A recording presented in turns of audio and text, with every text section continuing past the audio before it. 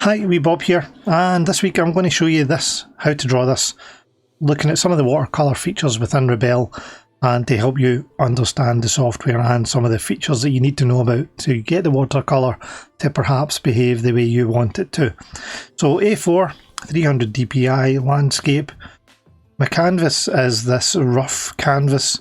I'm going to actually change it to hot pressed. Click OK. Click OK. And we should see a change. Yep, so we've now got hot pressed paper, and we can actually come in here and change the texture size. I'm going to bring it up a wee bit. Click OK, just to give more of that texture available on the drawing. So I've also got my mixing palette over here, and I've got the visual settings open, so you'll need to get into Windows and then bring up both of these at some point during this tutorial. So let's start straight away. We'll go and get a flat wash. Now I've got some of my own custom brushes here, but just ignore them. I'll try and avoid them, but it doesn't really affect the process too much. And I've just added a wee line in here just to see what happens, and you can see the drying effect taking place there. What you need to do is you need to come down here, usually before starting a watercolour drawing, and wet the layer, and that'll help with getting kind of watercolour effects happening. I've kept pigment off because there's a problem where the pigment doesn't pick up the actual colour I'm trying to get in my mixing palette. We're going to go for colour set, and we've got our watercolour set here. So mixing palette, and what I was trying to do was get a kind of grey blue colour. So I was going into my mixing palette and I'm looking at this Prussian blue, which is actually kind of grey almost to straight away to start with.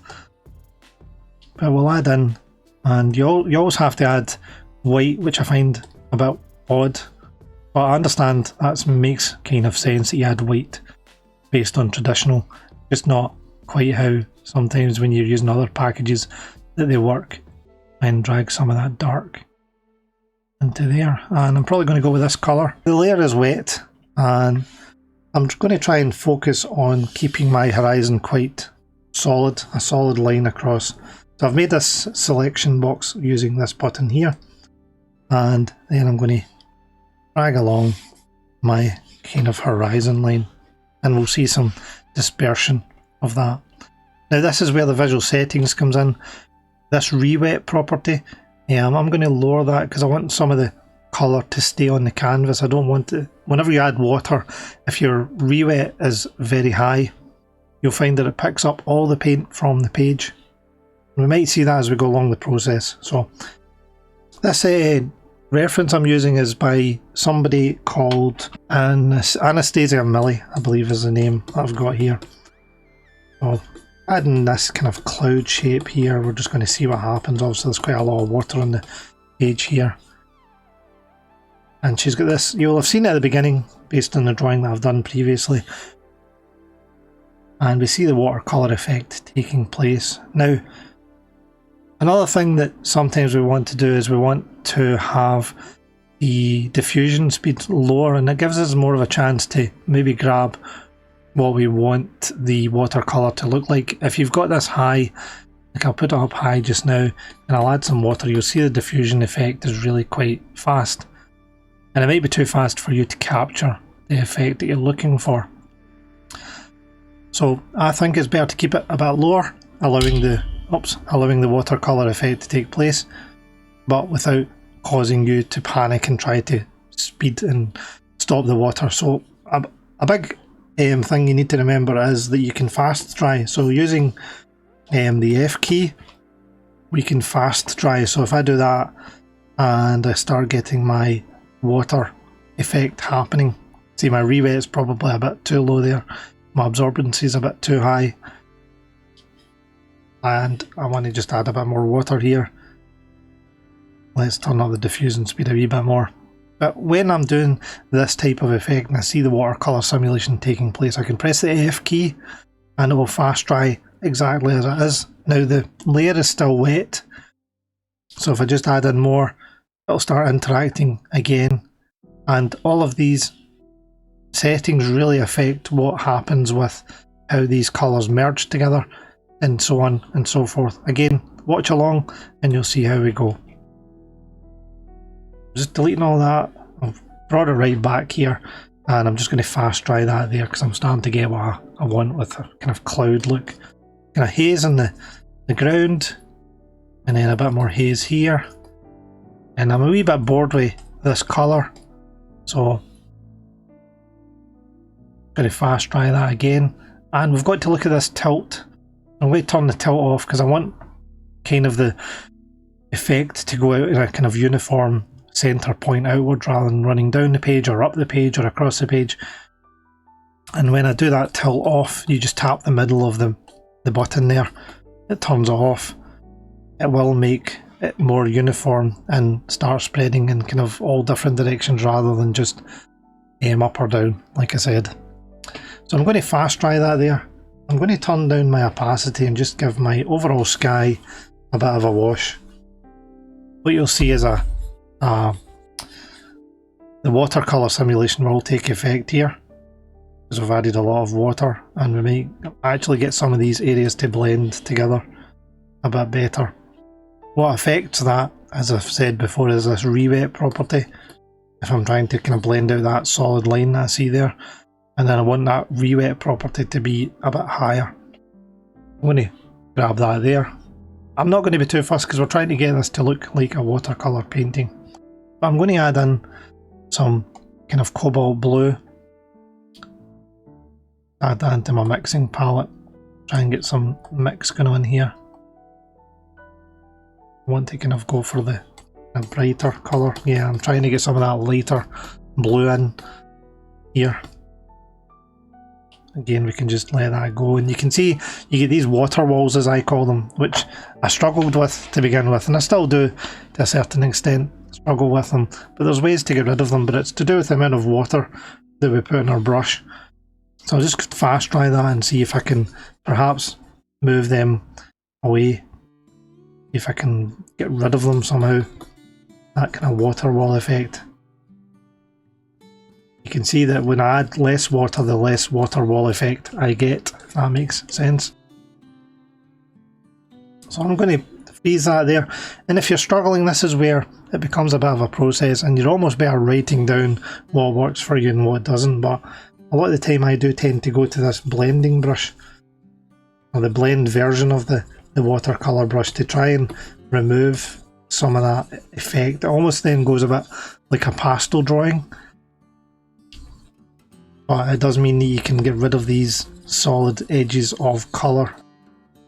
And I don't think that this needs to be part of your process if you can control the watercolour at the beginning and, like I says, learn how does the watercolour work. Like, for example, we can see all this texture through here, and you might be like, I don't really want that texture to show through as much, and that's where texture influence comes in. So you can turn that down and then again add paint in, and the texture will have a much lesser effect on the paint that you've put down.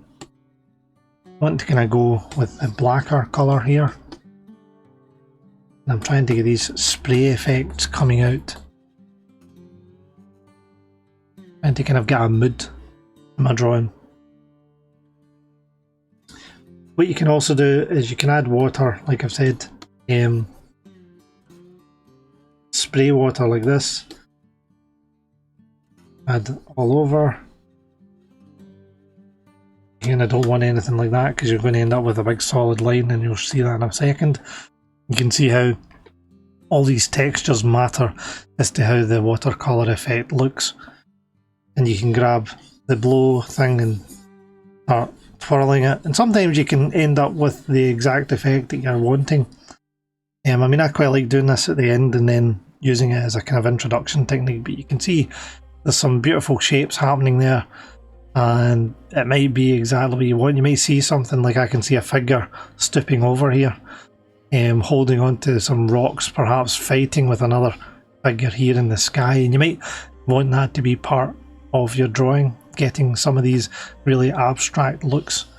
So I'm going to keep that, and like I said, you can always go in, and even with just a normal blender, just be careful of the opacity because that can really ruin the look, and you can just blend out some of this.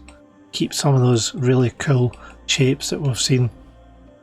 I bring the opacity even further down because I don't want it to affect it as much as it is. But I do want this to look like a kind of cloud shape coming up. And like I said, I'm not going to change this. I'm going to, because that's part of the beauty of watercolor, is we end up with these very cool abstract shapes that we probably never intended to make in the first place. So I'm going to go in, and I'm wanting some of this grey. I would like some of this grey in here somewhere. Just trying to uniform rather than being blue over the side, grey over here. I'm just trying to add some of that grey in, again, without fully affecting those shapes that I've just managed to create. Let the watercolour do its thing. And I'm going to pause it there. And I'm happy with that. I'm happy that we've got this kind of strange looking thing. What I tend to do is I tend to go to the pencil, and then if you're looking for a very solid, go for this digital round pencil. It gives a very solid looking look to a stroke, you can see there. But you might want a normal pencil, and then you can add in some of these kind of tree shapes that I showed you at the beginning and the final version.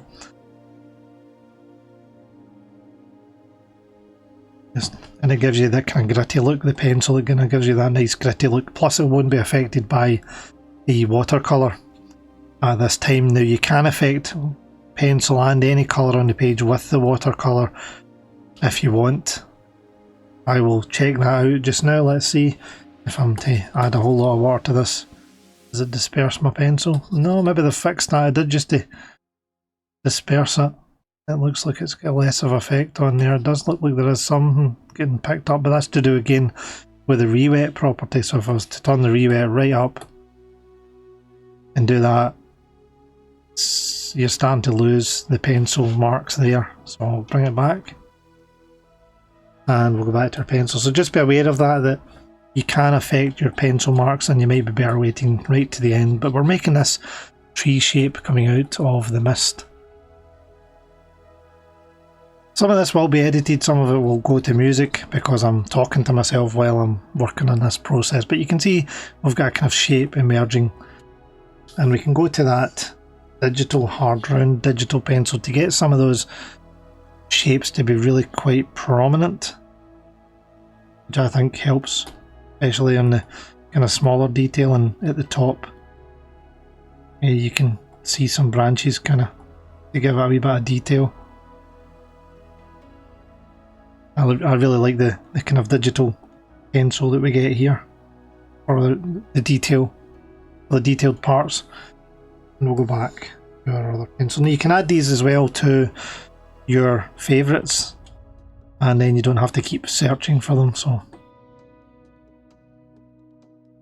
and it's the same with the pencil. You can blur parts, like the bottom of that's not going to be exactly straight, and this isn't going to be straight. It's going to be wiggly. It's a tree. So we're going to add a lighter grey to this other side. So if we're looking for lighter grey, we can just come to the colour wheel rather than struggling to mix palettes. We can come here and then just start adding in a lighter colour. Just get ready to use your fast dry. You can see how we've ended up with some water walls coming away there. Just get ready with your fast dry and it can kind of give you a nice texture to some of your drawing. But I'm going to invert my selection like I said, and then I'm going to work on the bottom of my drawing. I can dry the layer, and then if I bring on my water layer, you can see I've only dried the bottom part. I would actually need to dry. I'm going to invert again, and then if we look, you can see there's no water on the page. I can then add in wet the layer, which will only wet the part that we're working on, and again it means that your upper part isn't affected.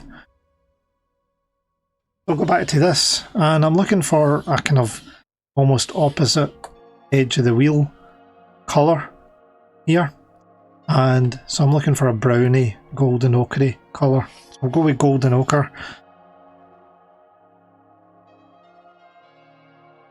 I'm just laying down some ground here. You can try different brushes as well. Definitely go in there and try different brushes, because you might be looking for this texture.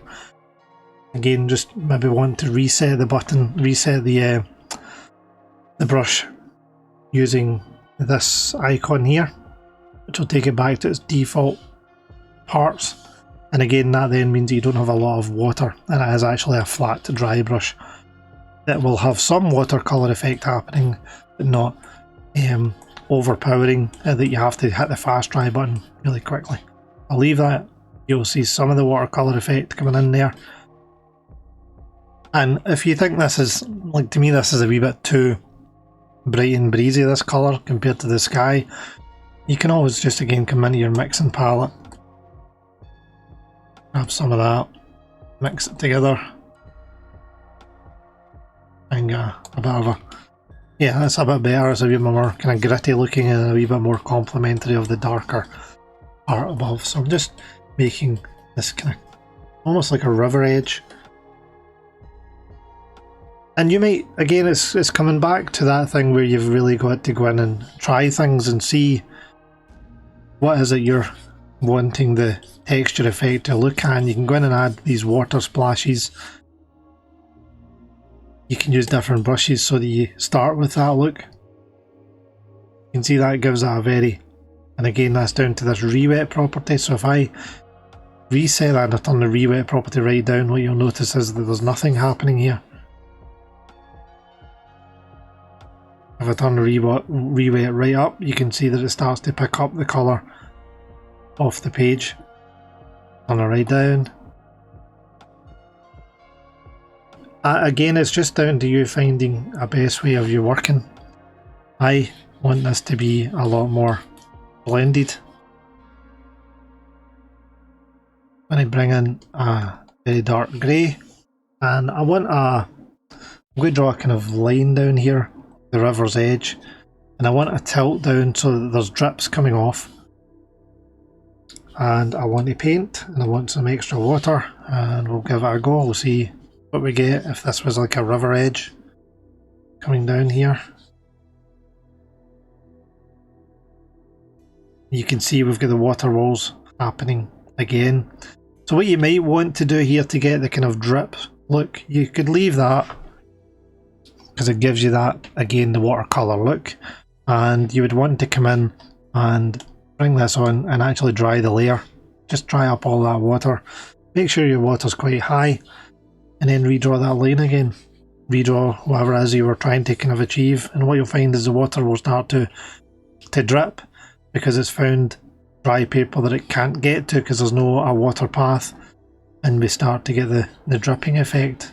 You can go in and add water as it was happening. You can even then go in here and add water along some of these trails just to see what happens.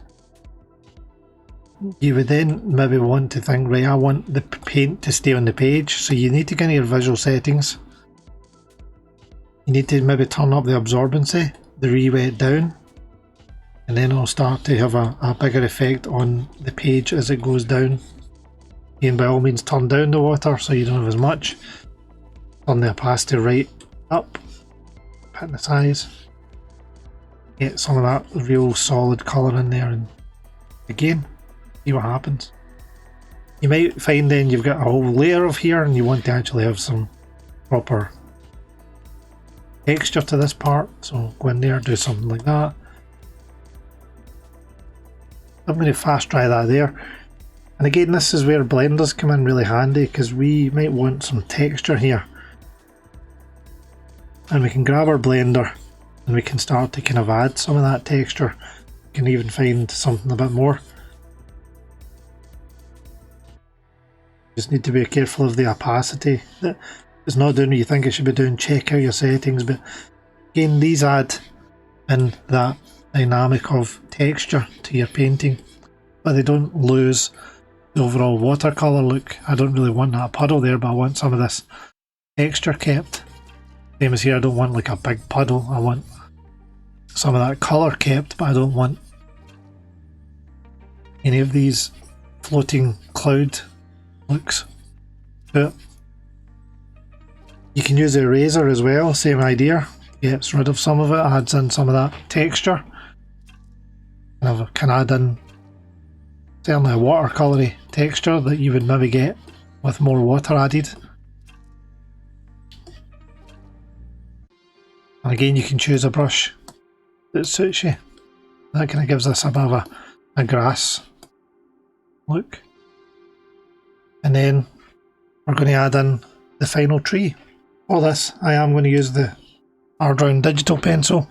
I'm going to choose a dark brown. Now the good thing about Rebelle, and I've mentioned this before, is that when I start drawing, I can draw big and then I can trail it off. Now you can see what I've done there is I've hit the edge of my selection, and what you'll have to do is come up here and click this button to deselect all.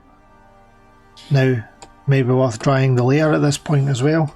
Back to my pencil and then I can start drawing my tree. But what I said was when I start drawing, I can then taper off using the size up and size down buttons in Rebelle, which I think is really helpful, especially for drawing trees.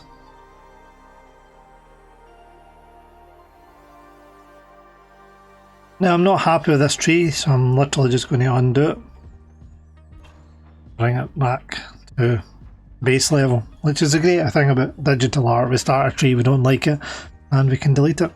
So I'm going to start again to try and get something that's similar to my reference, because that's a nice looking tree. And that's the thing, is use references to see what you think. That's a cool looking tree, I want to draw that, and don't get too worried about not using references. My wife asked me the other week about why do you copy people's kind of faces and things like that, and I was like, well, I use them as a reference because most artists do use reference. Some people can't draw without reference. I can, but it doesn't mean that what I draw is totally good. I'm going to go for a lighter colour on the other side, almost like snow. It's almost like a post-apocalyptic type scene, this. Again, just trying to add some depth to our tree. Again, I wouldn't be too fussed about getting this detailed. You can also go in and detail it as much as you like.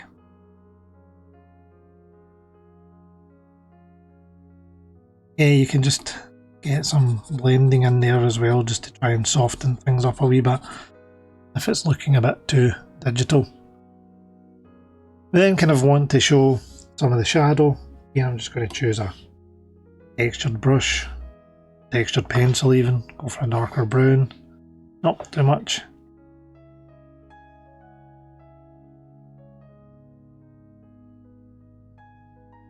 Again, what you're trying to think of is, when you're thinking about a tree, you're trying to think shapes, and a tree tends to have that cylindrical shape where you've got light on one side.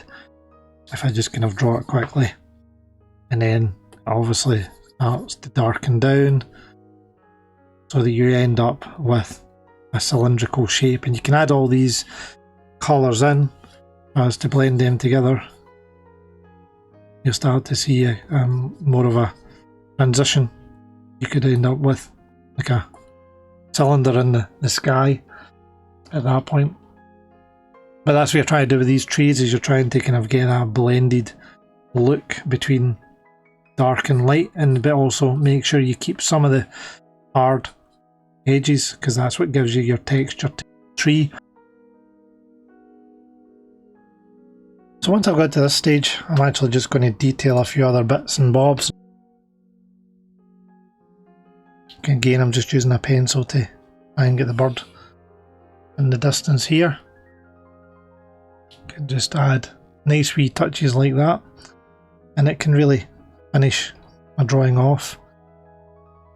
Add in more, and that's the thing, is just keep going with the drawing until you are happy that you've got what it was that you really set out to be and to get to. And that's, somebody gave me a comment the other week saying you start off with like a 3-year-old drawing and you keep going and you get to an 8-year-old drawing and you keep going, and that's always been my message, is just to keep looking at what aspects of your drawing look like baby drawings, like the sun and the moon, with the stick figures in the house, the sun with the stripies coming out from it. So I'm going to add a moon in here. Again, I think it's kind of nice to leave it a wee bit like that. And is there any other aspects? It's kind of the grittiness that I really liked, and I've not fully managed to get that gritty look that I was hoping for. I quite like this soft fog that's moving through. I like these shapes that we've managed to make just using the simulation. Anyway, thank you very much for watching, and wee Bob is out.